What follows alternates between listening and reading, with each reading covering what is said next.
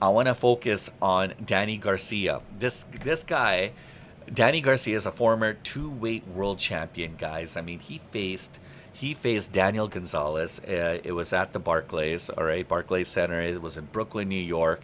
This happened on Saturday, October 18th.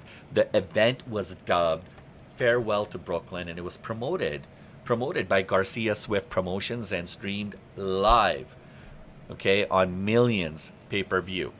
Um, it was great. I mean, the event actually featured a lot of seasoned fighters and rising prospects. I like a little bit of the mix of the old and the new. That was a great, great touch, and it offered a beautiful, comprehensive kind of like a showcase of a lot of the boxing talent that we're familiar with and not so familiar with. Right? Again, when I talk about rising prospects, it was a great card, a great bout, and I want to see more like this. Right? I mean, it was a non-title sanction fight. It was a non-title 10-round super welterweight contest, and Garcia actually ended up beating Daniel Gonzalez in the fourth round by way of knockout.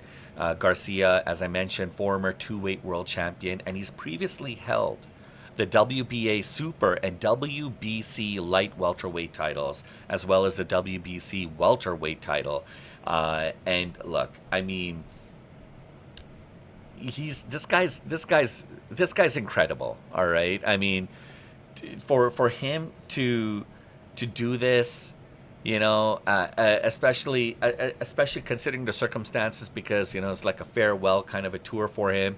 It was a little sad because I believe Garcia's got the skill sets to continue on and continue to entertain the fans like he's been doing for so many years.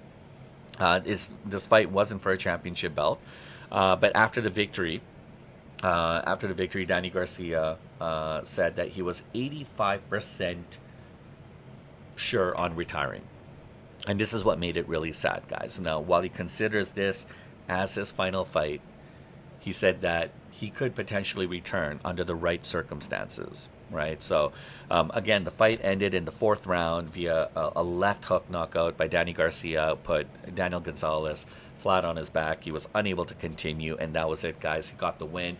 His professional record now is 38-4.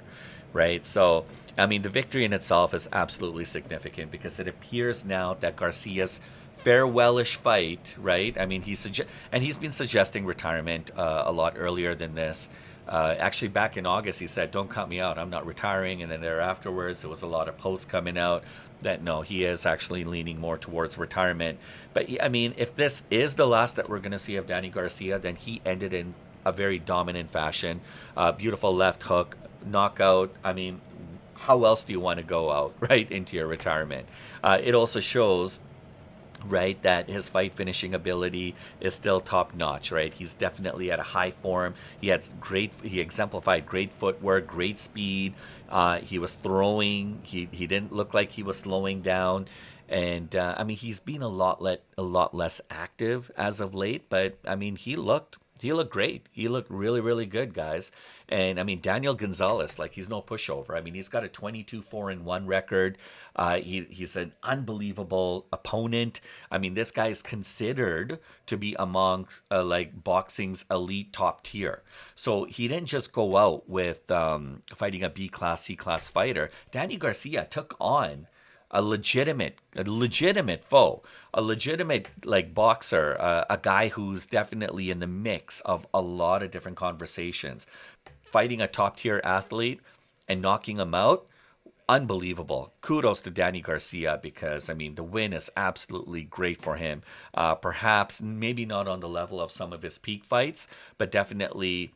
I mean, if this is your retirement fight, what a way to go out. All right. So personally, after Garcia's last fight and his loss to Arislandi Lara, and that happened back in September of last year, he was talking a lot about his issues and his fight preparation. His focus wasn't 100%. I mean, so this win can definitely help him kind of like it's kind of like a redemption win, if you want to call it, a feel good cap on his career.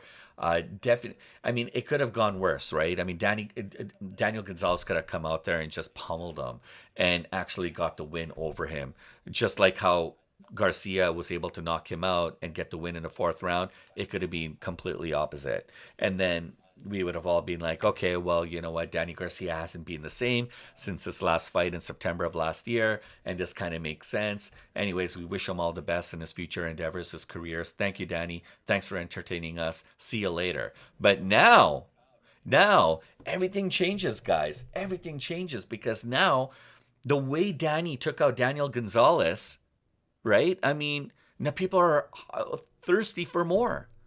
They're like, whoa, whoa, slow down. Slow down those brakes, Danny Garcia. Slow it down because we want to see you come back. We want to see you in the ring again. Maybe a rematch against Daniel Gonzalez or maybe another opponent. But I don't know. I mean, it's so hard. Like, as a fight fan, I don't want to see Garcia leave. But Garcia, sometimes a fighter knows when it's time. And if he's saying he's 85% sure that this is it, then we have to take him to his word. But don't be surprised if something comes out of the woodwork and he gets called back into the ring for one last fight. It could very well happen. And so understanding that this win is absolutely emphatic. I mean, given Garcia's age, we didn't even talk about that. The guy's over 35 years old, and in boxing years, that's quite old. But then again, you look at Terrence Bud Crawford. I mean, he took out one of the greatest boxers of all time, Canelo Alvarez, and Terrence Crawford himself is 38, 39 years old now. And then you look at Alex Pereira, who's 38 years old, and he steamrolled over Ankalaev. I mean, yeah, there's a lot of reports about Ankalaev going into this fight, feeling off, having a broken rib. But then again, there's also a lot of people talking about Alex Pereira with a potentially broken or fractured foot going into the fight. I mean, I don't know. At the end of the day, Pereira was 38 years old himself, turning 39 soon, and he won. He won within 80 seconds of the first round by way of knockout. So it's quite possible here, if Danny's over the age of 35, maybe he's still got a few fights in him, right? So anyways, again, he's been a lot less active as of late, but I mean, he could totally come back and be in the top ranking for sure, right? So the status for his future for me is unclear. I know he's implied that he's 85% retired, but he's also left the possibility of returning for one more big fight. If the payoff and motivation are there, he's definitely a guy who keeps his opportunities and options open under the right circumstances. And the level of opposition, guys, in this fight, some may say would be a slight kind of step down from his past world title level type showdowns. I kind of disagree because Daniel Gonzalez is, he's a dominant fighter and he's definitely considered a top tier athlete. So I'm still proud of Danny Garcia to take on this fight. That said, guys, that's enough for me. I'd love to hear your thoughts and comments. Do you think this is it for Danny Garcia? Do you think he should retire? What do you think should be the next steps for him in terms of a career, in terms of what he wants to do? I totally want to hear what you guys are thinking. If you guys like this video and if you're here for more fight talk, we post daily. Please smash a like and subscribe. It definitely helps us out. And I look forward to catching you guys on the next one.